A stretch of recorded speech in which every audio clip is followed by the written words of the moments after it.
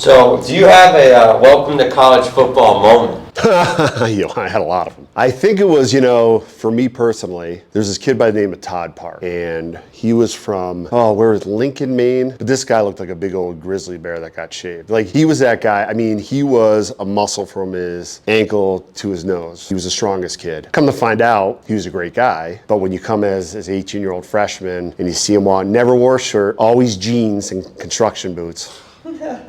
So all through camp, I just see this guy walking around and yelling. And eventually, I had to go against him in one-on-ones. Well, needless to say, mentally, my mental toughness was about this big. And he buried me, you know what I mean? It was that moment that, I was pretty good in high school against pretty good kids. But now here's a junior that just stepped over me like I was nobody and realized I had to adjust my weight room habits. But yeah, that happens to everybody. Look, I see kids that are great in 8th grade. They come to high school. They have to learn. Great in high school. They go to college. They have to learn. Great players at the college level go to professional. They have to learn. So if you don't have that moment, man, I feel bad for you, right? Because if it's too easy, right, you don't know how to push through. So, I had those in high school. I was fortunate. We had a kid by the name of Aaron Hunter. Very same thing. Same guy. Never wore a shirt. Ended up going to Syracuse. Offensive lineman. Scared the hell out of me. Never said boo to me. And to find out, these guys are usually pretty good guys. But when you're a kid, you're scared to talk to them. But same thing. Our thing was 5 live. You'd have 5 guys carry the ball and you'd have to tackle them. And of course, it'd be Aaron Hunter, the Todd Parks of the world, and little old Mike Flynn, right? So, I've had those pretty much at every level. Who was the best player you played against in college?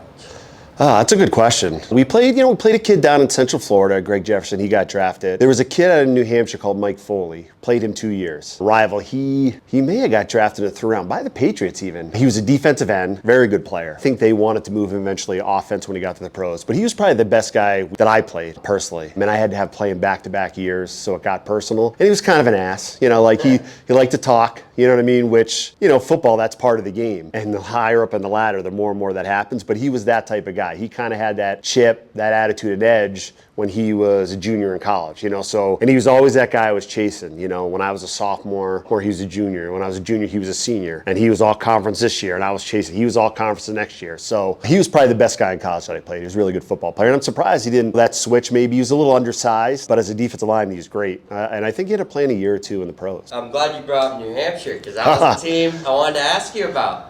Yeah. Rivalry, a very historic. The Musket rivalry, yeah, very historic. And yeah, it came down to those 2 schools, and Bill Bowes was the coach at the time. And I liked the school. I had some guys from high school that were there, and it was a tough choice. They weren't happy. Maine was, they were not happy.